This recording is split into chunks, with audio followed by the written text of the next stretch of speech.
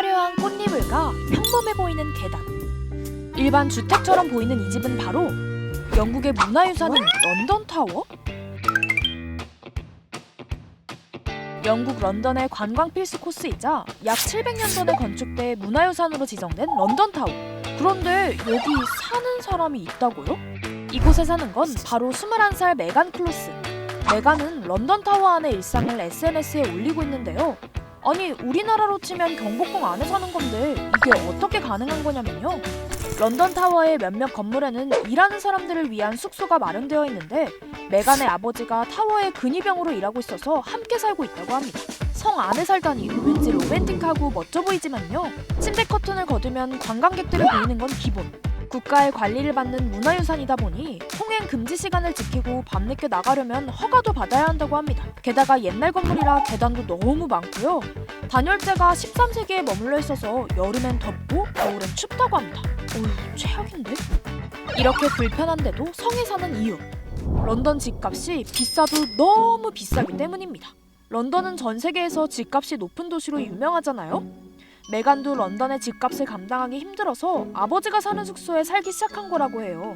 이렇게 악명 높은 집값 때문에 런던에서는 황당한 주거 형태를 종종 발견할 수 있습니다. 런던 강가에서 볼 수 있는 보트피플은 말 그대로 배에 사는 사람들인데 배에 주방이나 침대 같은 시설을 갖춰놓고 사는 겁니다.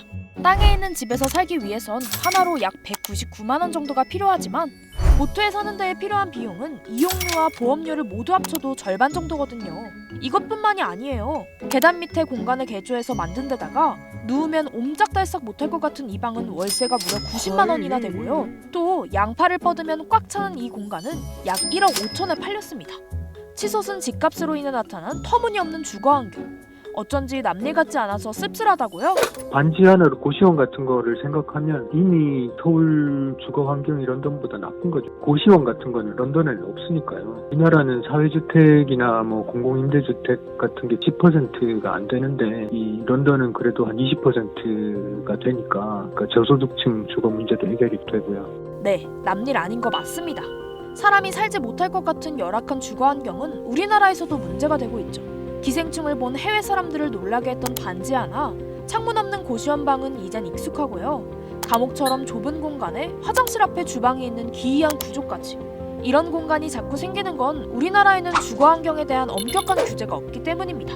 최저 주거 기준을 규정하고는 있지만 이걸 지키지 않았을 때 어떤 제재는 없어요. 최대 주거 기준은 좀 선언적인 목표고 이거를 지키지 않았을 때의 제재 조치나 이런 건 전혀 없어요. 게다가 고시원이나 쪽방은 주택으로 분류되지 않아서 기준을 지켜야 하는 것도 아니라고 합니다. 그래서 프랑스에서는 아예 사람이 거주할 수 있는 최소 면적을 법으로 정하고 3평 이하의 규모를 주거 목적으로 돈을 받고 빌려줄 수 없다고 규정하고 있습니다. 그러니까 국가가 정한 최소한의 주거 환경을 보장해야만 이익을 얻을 수 있는 거죠. 세계적으로 주거 문제가 중요해지고 집에 머무르는 시간이 길어진 요즘, 적어도 집에 있는 시간이 괴롭지 않도록 우리나라에도 적절한 대책이 마련됐으면 좋겠습니다.